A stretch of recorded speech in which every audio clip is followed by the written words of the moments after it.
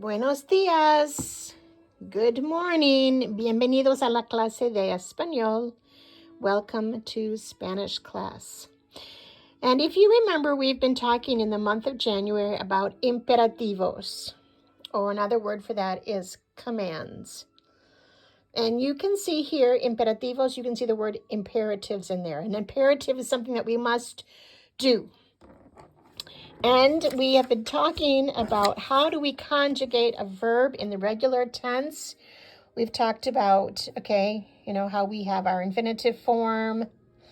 All right, in English here, this is how we conjugate into Spanish. We take the AR off for an AR verb, for instance, and we put the O, as, a, amos, ais, on as the ending, and each one indicates the person that we are referring to.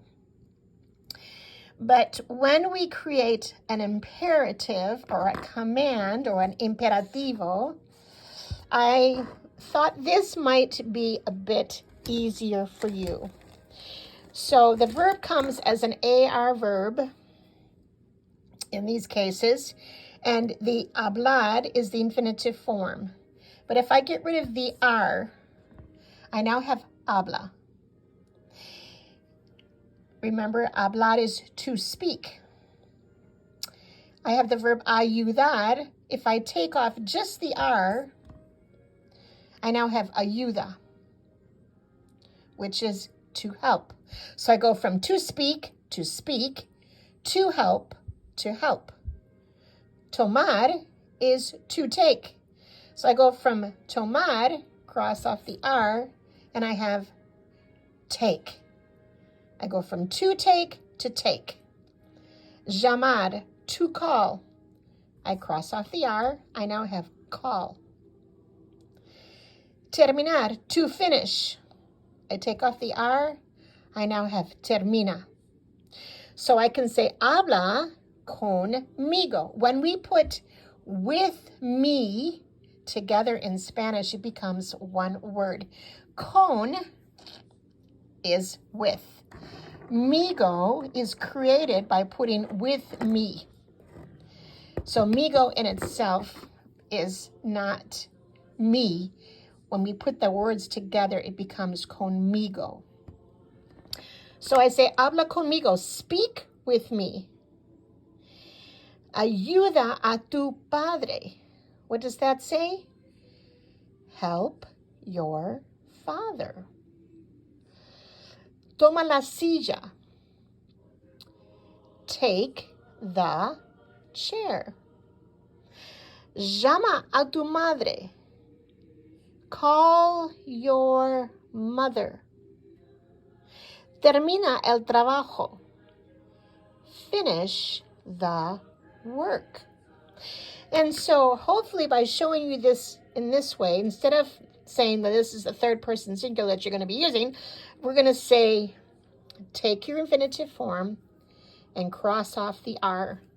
And there you have your imperativo, your imperative form, or as we know, our command.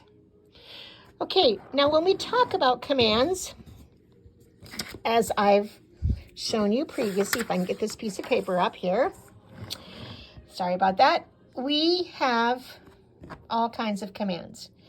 Remember that in Spanish, though, the commands are upside down at the beginning of the phrase and upside right at the end of the imperativo. Thus, we know right from the beginning that what I'm going to say is an imperativo. Es un orden. Es algo que necesitas hacer. Something that you need to do. So, dame tu mano. Firma aquí, escribe tu nombre, recoge tus juguetes, gira a la izquierda, gira a la derecha, ata tus zapatos, paga adentro. All of these are commands. And yes, we can memorize them. We can focus on the pronunciation. A, E, O, U for our vowels. Remember? A, E, O, U. No? But we have found in our class that when we communicate, it is much easier to have an object, to use actions, to involve more than just reading or writing or speaking. So I can say to you, agarra el marcador azul. You might understand me, you might not. But if I go agarra el marcador azul, me vas a comprender. Agarra el marcador rojo. Oh, you might understand the difference, but I say agarra el marcador rojo. No el marcador azul. Es mucho más fácil de entender. It's easier to understand. I have some caramelos. And I say, da dos de los caramelos a tu hermano. You might understand me. You might not.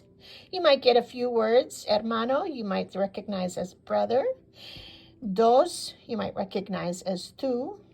But if I go, da dos caramelos a tu hermano, it's much easier to comprehend. And so by using objects, we find that really enhances our communication.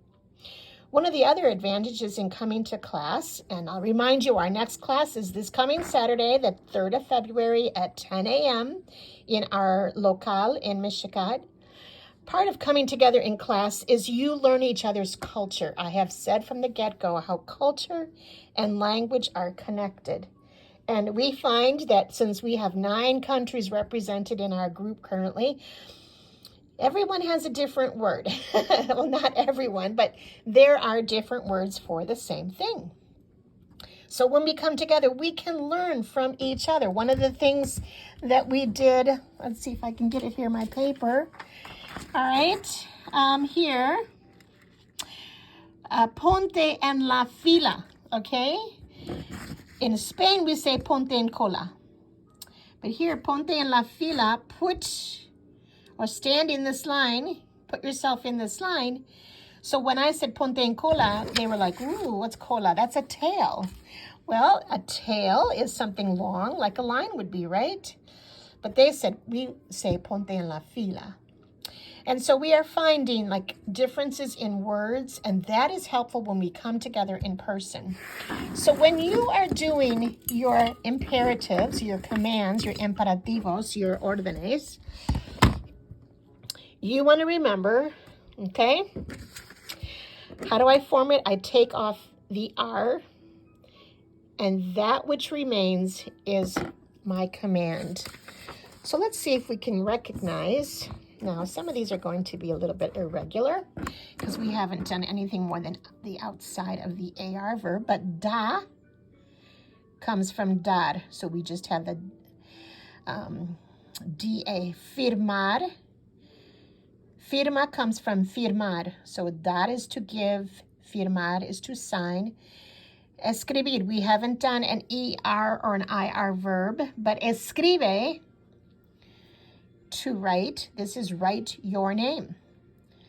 Recoge, we haven't done ER again. Recoger is the verb, but you can see there, recoge.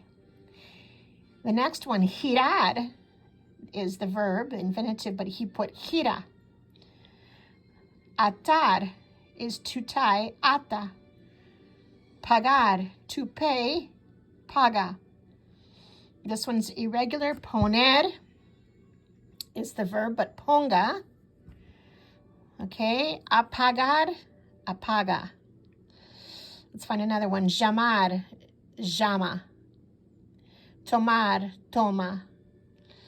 Terminar, termina.